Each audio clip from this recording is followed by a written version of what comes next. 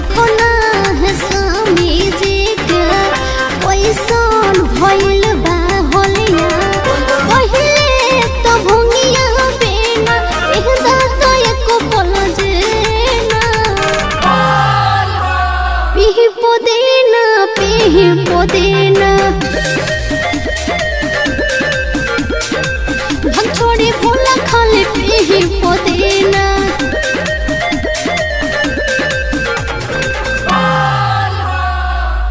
भंगले के सूते सोखे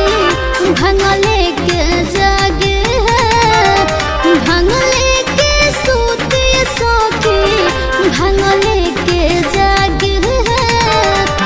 अब तो पुदीना के चलते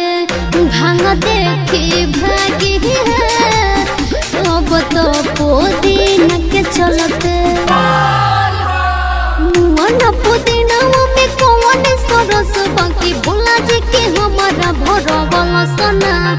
मन करे कुछ देह धोए के कटोरवा ओखिया के निंदिया चढ़ोइला सना हम कोहरे दवैया हो छोड़ी पुदीना मोरे सैया हो हम कोहरे दवैया हो छोड़ी पुदीना मोरे सैया हो वही राजा सिंह सविता हो जाए और भंगिया पिए लगी भंगिया मोरे और भंगिया